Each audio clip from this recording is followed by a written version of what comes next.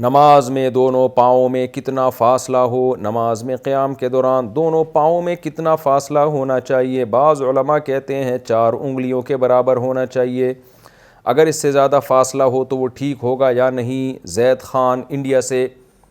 اس کے بارے میں ہمیں کوئی صریح حدیث نہیں ملتی کہ نماز میں دونوں پاؤں کے درمیان کتنا فاصلہ ہونا چاہیے، اور جب کسی مسئلے میں کوئی صریح حدیث نہ ملے تو قیام کا حکم ہے قرآن و سنت میں، تو نارملی جب ہم قیام کرتے ہیں تو پاؤں میں کتنا فاصلہ ہوتا ہے تو ہم کمفرٹ محسوس کرتے ہیں، اور ادب کا تقاضا ہے وہ، عرف میں ادب کس کو سمجھا جاتا ہے؟ تو نارملی ایسا ہی ہے جو مشاہدے میں ہے کہ جب آپ نارملی کسی کے پاس سامنے کھڑے ہوتے ہیں اور کمفرٹ بھی آپ فیل کرتے ہیں، یعنی پاؤں دونوں ملا کے کھڑے ہوں گے تو ظاہر ہے آپ سکون محسوس نہیں کریں گے، ڈسٹرب ہوں گے، بہت زیادہ پھیلائیں گے آپ تو شاید آپ کمفرٹ تو ہو جائیں، لیکن یہ کہ یہ ادب کے خلاف سمجھا جاتا ہے۔ عرف میں بھی آپ اپنے باپ اپنے دادا کے سامنے اس طرح نہیں کھڑے ہوتے بہت زیادہ پاؤں پھیلا کے، ایک عجیب سی ایک ہیئت سی بن جاتی ہے انسان کی جو ادب کے مطابق نہیں ہے۔ تو اس لیے ایسے کھڑے ہونا چاہیے کہ دونوں پاؤں کے درمیان آپ کی باڈی کے حساب سے درمیانہ فاصلہ ہو۔ تو جس کی باڈی چوڑی ہے ظاہر ہے وہ تھوڑا سا پاؤں کھلے ہوں گے، جس کی جو بالکل دبلا سا ہے اس کے پاؤں میں فاصلہ کم ہوگا۔ تو ایک درمیانے درجے کی باڈی جس کی ہوتی ہے اس کے لیے کہا ہے کہ بھئی ایک بالش کا فاصلہ ہو، لیکن یہ کوئی متعین نہیں ہے، آپ اپنے حساب سے، یعنی آپ کے کندھے اور آپ کے جو ٹانگیں ہیں پاؤں ہیں ایک ہی سیدھ میں آئیں، کم از کم یہ ہونا چاہیے۔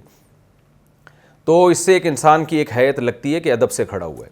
اچھا، بعض لوگ یہ استدلال کرتے ہیں کہ ٹانگیں چوڑی کرنی چاہیے، اور وہ حدیث پیش کرتے ہیں کہ نبی صلی اللہ علیہ وسلم نے الصاق الکعب بالکعب، یعنی ٹخنوں کو ٹخنے سے ملانے کا حکم دیا ہے۔ تو خوب سمجھ لیں، حدیث کا وہ مفہوم لیا جائے گا جس پر امت کا تواتر سے عمل ہو، صدیوں سے عمل چلتا آ رہا ہو۔ تو صدیوں سے جو عمل چلتا آ رہا ہے وہ یہ نہیں ہے کہ ٹخنوں سے ٹخنے ملائے جائیں، اس حدیث کا مطلب یہ ہے کہ ٹخنے ٹخنوں کے پیریلل ہو جائیں، ان کے لیول میں آ جائیں۔ اس کی دلیل یہ ہے کہ حدیث میں الصاق الرکب بالرکب بھی ہے، گھٹنوں سے گھٹنا ملانے کا حکم بھی ہے۔ تو اب ظاہر ہے گھٹنے سے گھٹنا کیسے ملائیں گے آپ جب صف بنے گی؟ تو جو اس حدیث کا مفہوم ہے اس کا مطلب بھی یہ ہے کہ اس کے پیریلل گھٹنا دوسرے ساتھی کے گھٹنے کے لیول پہ آ جائے۔ تو یہاں بھی ٹخنوں کا مطلب یہ ہے کہ ٹخنا ٹخنے کے لیول پہ آ جائے۔ تو آپ ٹخنا ملا نہیں سکتے۔ ویسے بھی حقیقت یہ ہے کہ جب آپ ایسے ٹانگیں چوڑی کر کے کھڑے ہوتے ہیں تو ٹخنا ملتا پھر بھی نہیں ہے، آپ کی ایڑیاں تو مل رہی ہوتی ہیں۔ تو اس لیے نارمل جو طریقہ ہمیشہ سے صدیوں سے متواتر چلا آ رہا ہے سینہ بسینہ، وہ یہی طریقہ ہے کہ کندھوں سے کندھا ملایا جائے، اور پاؤں ہر آدمی کے نارمل جتنے ایک عام آدمی کھڑے ہوتا ہے اسی طرح سے ہو۔